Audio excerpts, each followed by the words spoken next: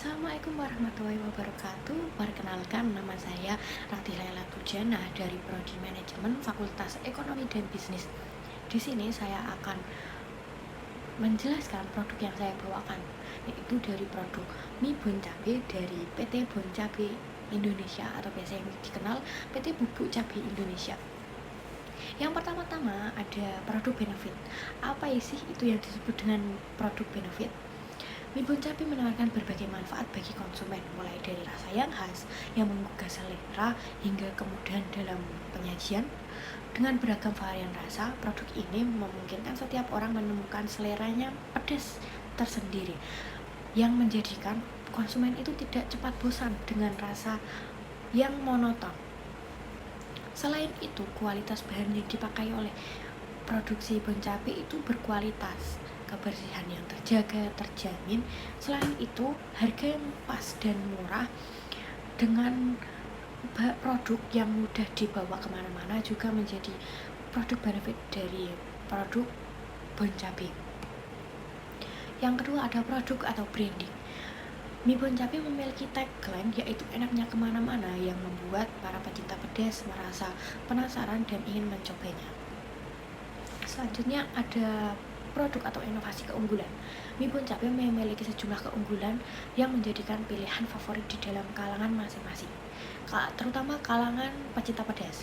Salah satu yang paling menonjol adalah rasa pedas yang khas, menawarkan sensasi yang menggugah selera dan membuat setiap suapan menjadi pengalaman kuliner yang baru.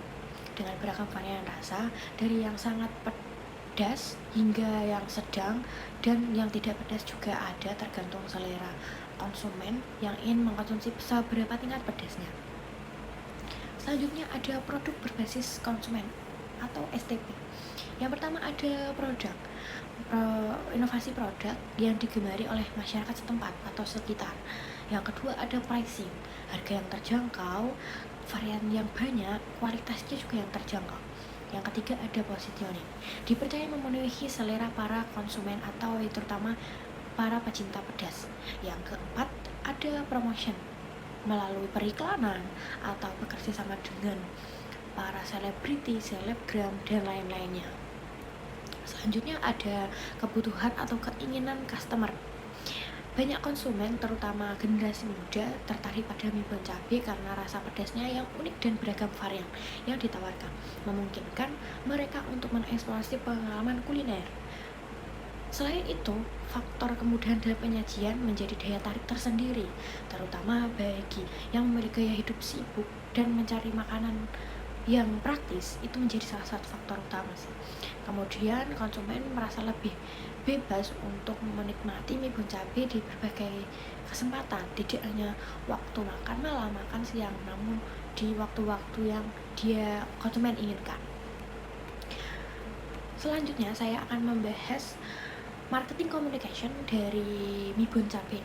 Yang pertama ada ini produk-produknya dan STP pada produk mie Bon Cabe.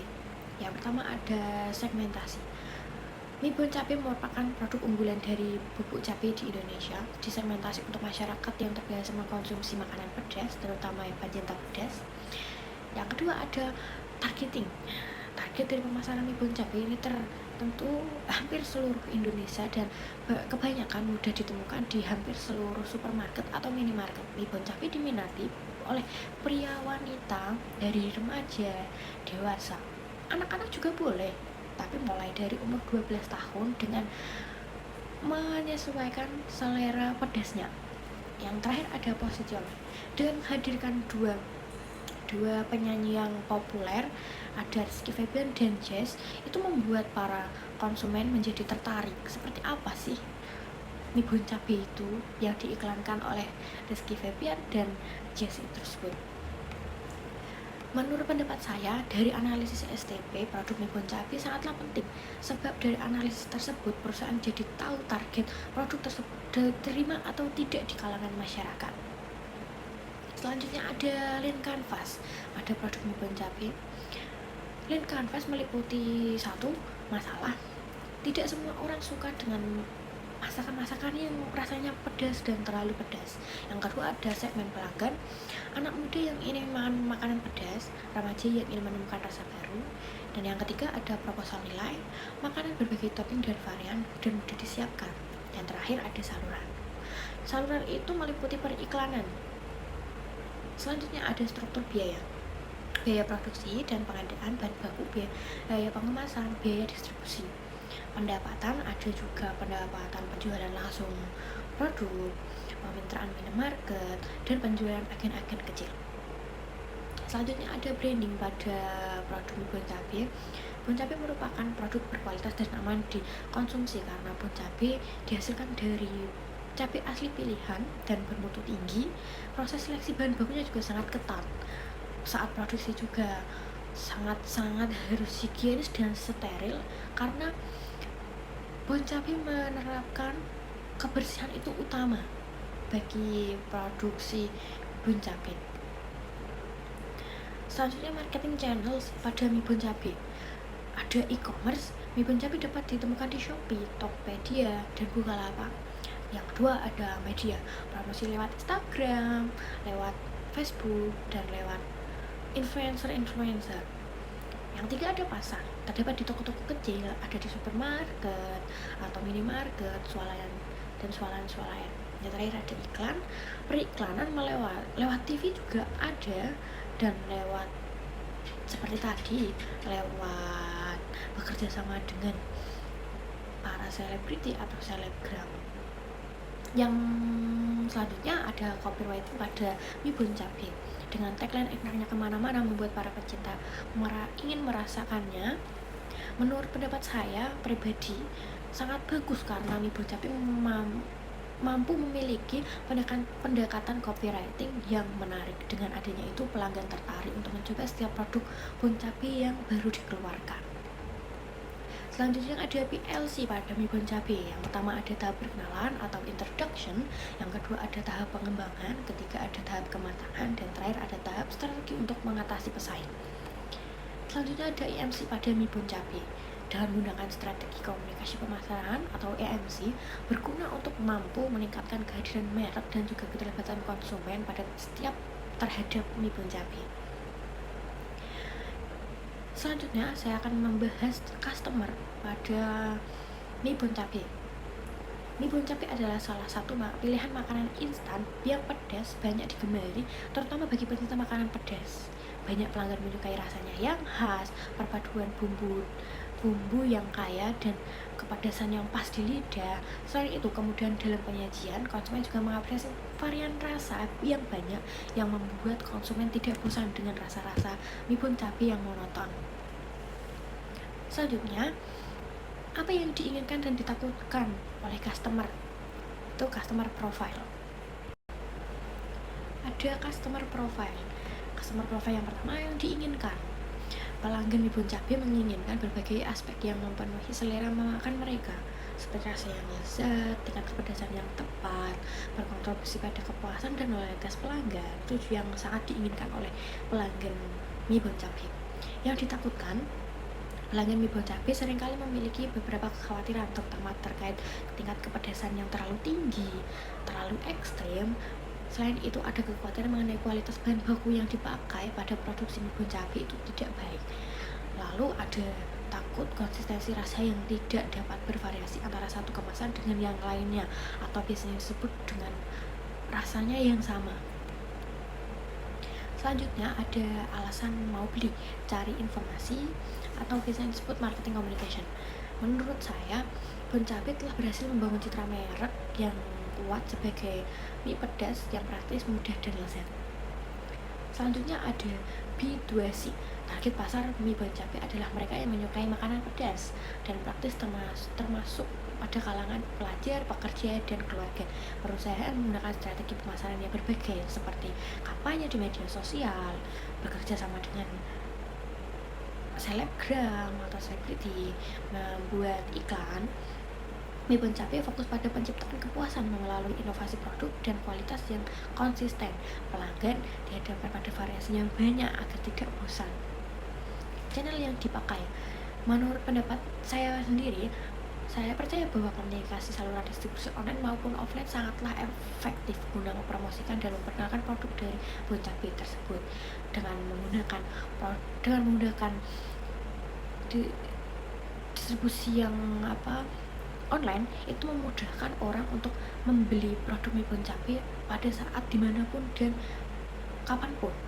Namun kalau offline itu membuat atau memberi kesempatan pada konsumen melihat langsung kondisi fisik mie Boncabe dan mempermudah juga saat dia ingin memakan mie Boncabe tidak menunggu lama seperti yang cara online. Selanjutnya ada juga metode pembayaran.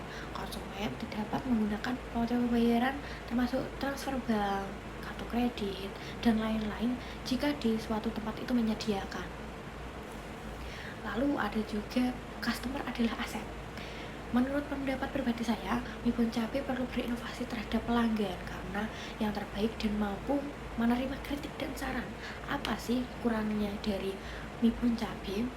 Lalu pandangan dari konsumen itu bagaimana sih produk mie Boncabe ini agar guna membuat evaluasi kepada mie Boncabe yang akan mengeluarkan produk atau memberikan produk yang sudah jadi. Intinya membuat evaluasi kepada tim produksi atau yang bekerja di mie Boncabe. Selanjutnya saya akan membahas feedback dari produk mie Boncabe. Yang pertama ada call center. Dari informasi yang ada, produk mie Boncabe, lebih tepatnya mie Boncabe, tampaknya memiliki saluran distribusi yang lancar dan mudah diakses oleh konsumen. Jika ingin mengetahui lebih lanjut, langsung saja kunjungi website resminya mie Boncabe Indonesia. Selanjutnya ada struktur yang menghandle strategi marketing. Pertama, analisis pasar yang mendalam diperlukan untuk memahami segmen konsumen yang tepat. Yang kedua, ada pengembangan produksi nilai yang unik akan membantu mie Boncabe menonjol di pasar yang kompetitif dengan menekankan keunikan produk seperti tingkat kepedasan yang berinovasi, rasa yang berbeda-beda, kemasan yang praktis. Strategi promosi akan kreatif seperti kolaborasi dengan influencer. Ada juga marketing riset. Riset pelanggan yang dilakukan oleh Boncabe telah difokuskan pada beberapa aspek penting antara lain persepsi, contohnya mengisi kuesioner atau wawancara maupun observasi ya. Selanjutnya ada Customer Relationship Management atau CRM. Mie Boncabe dapat menggunakan CRM untuk meningkatkan komunikasi dengan pelanggan melalui beberapa saluran seperti sosial media, email, dan aplikasi mobile. Mie Boncabe dapat menjaga pelanggan tetap terlibat dan pelanggan itu merasa dihargai. Dengan itu pelanggan tidak mudah kabur dan mudah bosan dengan mudahnya berkomunikasi dengan mereka mengungkapkan gimana sih Boncabe itu kurangnya apa sih, seperti itu. Selanjutnya ada kelemahan produk. Yang pertama ada keterbatasan rasa, yang kedua ada pesaing, yang ketiga ada kandungan gizi. Keempat ada ketersediaan pasar, yang kelima ada harga, dan terakhir ada dampak. Selanjutnya ada kualitas produk utama, packaging, layanan, marketing, riset. Packaging itu juga sangat penting untuk memikat konsumen. Jika packaging itu menarik dan lucu, itu mendapat konsumen itu ingin penasaran produk itu seperti apa sih. Selanjutnya ada pengukuran kinerja perusahaan, karyawan atau customer care. Pertama, kepuasan pelanggan menjadi faktor utama menarik untuk diukur secara berkala. Survei dan umpan balik dari konsumen dapat memberikan wawasan mengenai seberapa baik karyawan dalam mengenai pertanyaan, keluhan, dan permintaan pelanggan. Selain itu, waktu respon terhadap pertanyaan atau keluhan pelanggan juga merupakan indikator penting. Semakin cepat respon yang diberikan, semakin tinggi tingkat kepuasan konsumen.